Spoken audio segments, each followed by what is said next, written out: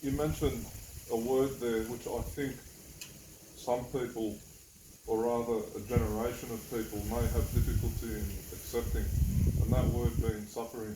Yeah. Do you feel that if that word was to somehow be deleted from the description of leadership, we might have a different result? You can't have leadership without service, sacrifice, and even going to the point of suffering. You have to have that element and that disposition of self-sacrifice. There will be suffering.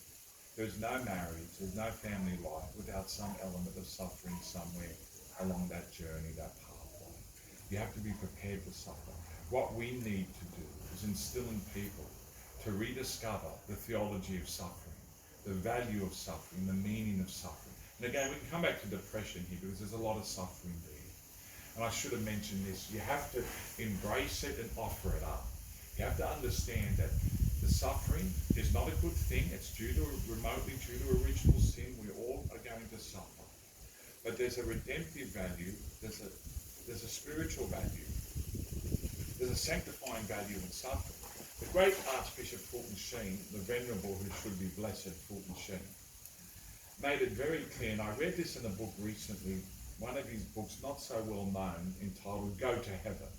And he wrote that book in response to the statement that people normally make to others, go to hell, and he wanted to say to people, go to heaven. And he makes it clear near the end of that book that the one thing about modern humanity is that we've lost the understanding of the value of suffering, and we waste most suffering as a consequence.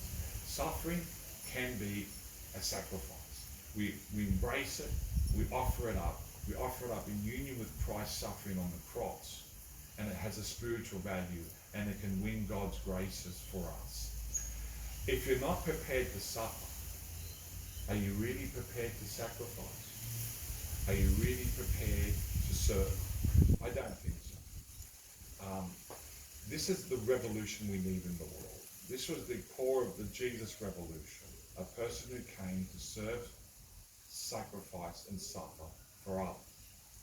And there are many other aspects of the Jesus revolution when we speak about fidelity and chastity and purity and humility and charity and all these other great aspects of the Jesus revolution, which is the only authentic revolution and the most successful revolution that ever took place. And every other revolution we've had in modern times has really been to detract, to diminish, and to aim to destroy the Jesus revolution, including our current revolutions in the world today. But this is the revolution humanity needs. This is the revolution manhood needs. And womanhood too. Don't get me wrong. Everything I'm saying also applies with its nuances with respect to women. Women, wives, mothers have to also be people of service, sacrifice, and suffering. Absolutely. Because it has to be mutual. It can't be one-way traffic. It's a partnership.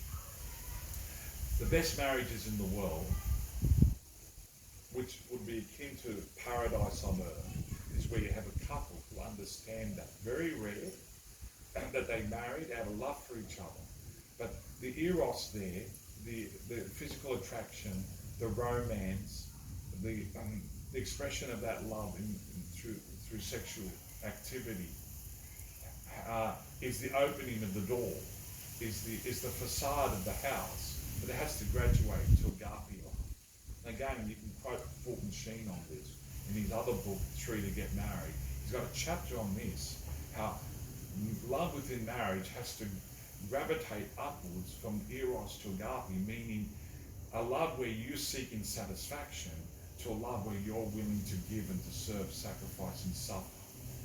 And that's why marriages fail, because when sex gets boring and you only went into marriage because you're really seeking the fulfillment of your own pleasure, your own desires, in other words, your own selfishness.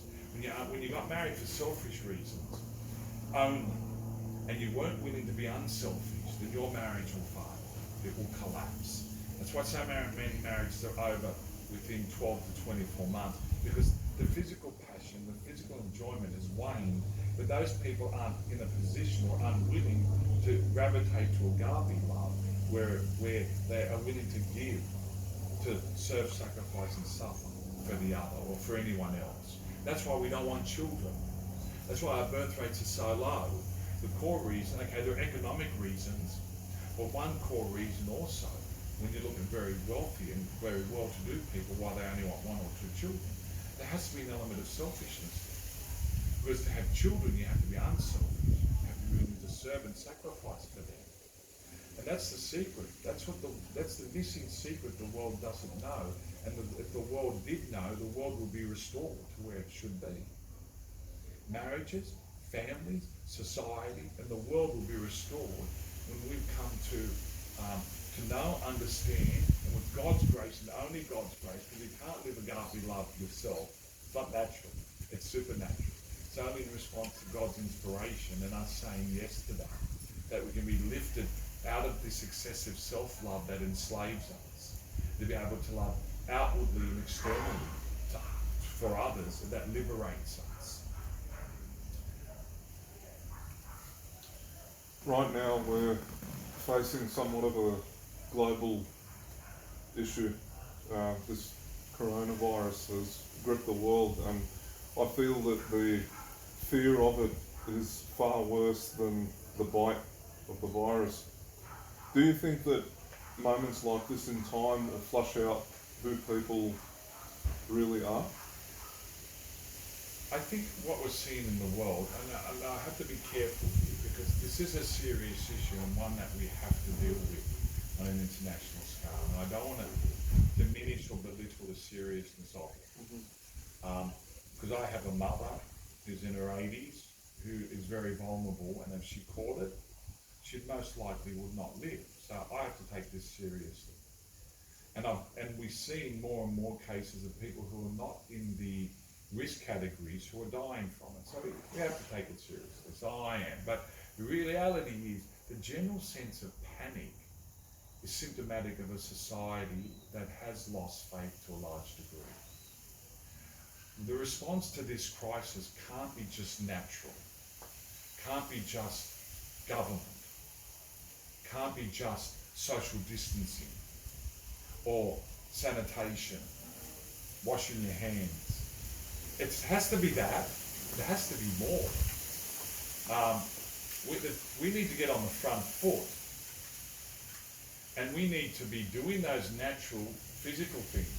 We also need to be doing the supernatural thing. We need to be engaging in more prayer, private and public. We need to be having more benediction. We need to be having, masses need to continue, and they are. And sacraments for those in urgent need is still continuing, which is good. But the only thing I'd say that's lacking is that we need more acknowledgement that God can bring a solution to this, to mitigate this. And I would like to have seen a greater effort to enable people who desire communion regularly, if not daily, that they could have still had some access to daily communion. That, for me, is a gap in our response. The interesting thing is that at work I was planning to have this is one irony here that I'll relate, that emphasizes something we've forgotten. I was planning to have a pilgrimage to Germany this year through work, to take 30 odd people, 30 staff members, Catholic educators, etc., to Germany to go and pass through the Oberammergau Passion Play. It happens every 10 years. For those who don't know what the Oberammergau Passion Play is, we know what a Passion Play is. We're dealing with what happened to Jesus Christ through Holy Week, etc. His passion, death, resurrection, etc. For those who don't know anything about Oberammergau, it's a village in southern Germany, in Bavaria. And in the 17th century, it was faced the prospect of being overwhelmed by the plague. And the residents of Oberammergau made a promise to God: if you spare us from the plague, we will promise every 10 years to hold a passion play in remembrance, in thanksgiving. and they've kept faithful to that. Now in 2020, this Passion Play, for the first time, as far as I'm aware, I don't know about the world wars or whatever, but the irony is that this Passion Play now has been postponed a couple of years to 2022. Why? Because of a modern day plague, so-called coronavirus. Now, there are good reasons for that. But what I'm trying to say here is that the original promise made by the people of Abrahamiga reflected their faith in God to provide a solution, to spare that community. We can't forget God as part of the solution. Many have not forgotten. Many in our church have not forgotten, and they've been very good.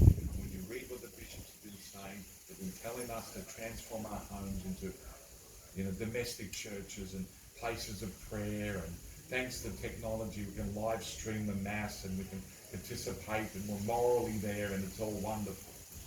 And we need to keep that and promote that, and not forget that everything we're doing, God is part of the solution as well. But as I said, the one gap I will say that I wish could be explored and some ingenious methodologies implemented, that how can we still give Holy Communion to people safely with social distancing, having all the safeguards in place, who still desire regular, if not daily, Holy Communion.